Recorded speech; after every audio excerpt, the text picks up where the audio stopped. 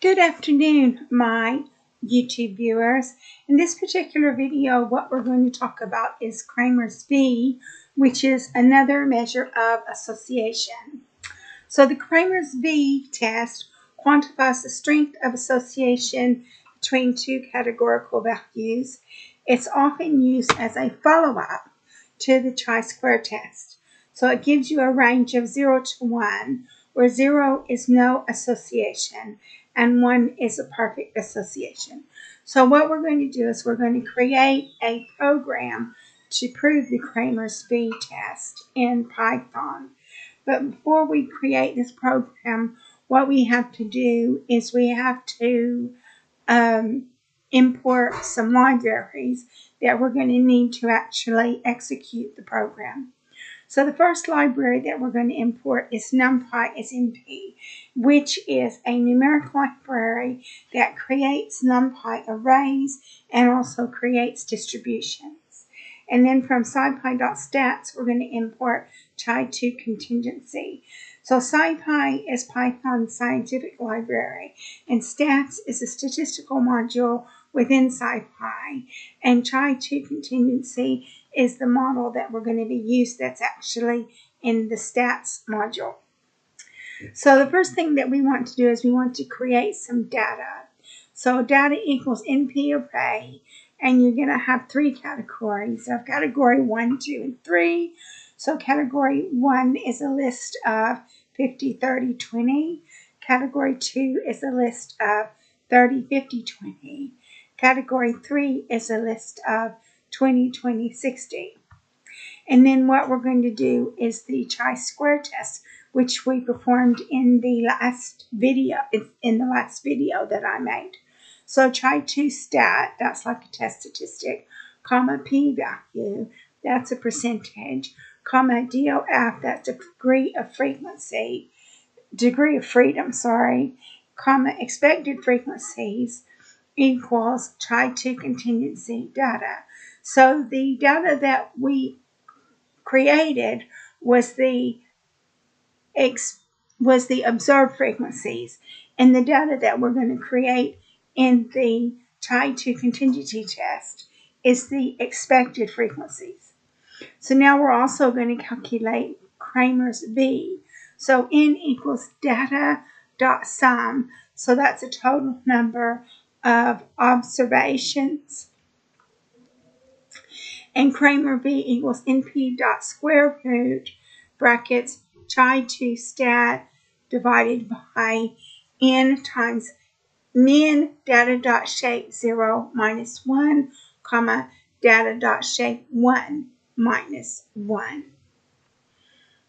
Okay, so like when you have a shape is going to be like the number of rows, which is 3, and the number of columns, which is 3. So I'm just going to say that data.shape 0 is going to be 3, or it's going to be 3, and the reason why is because it's the number of rows, and data.shape 1 is going to be 3 because it's going to be the number of columns.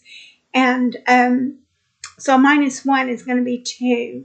So n times min data shape 0, 2 minus 1, no, 3 minus 1 is 2, and data shape 1 minus 1 is 2.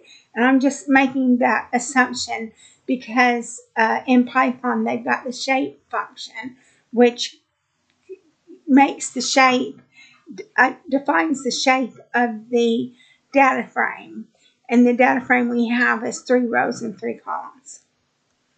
So now what we're going to do is we're going to display the results. So you've got your observed frequencies, you've got your chi-square test statistic, you've got your degree of freedoms, you've got your p-value, which is a percentage, and then you've got your Cramers V.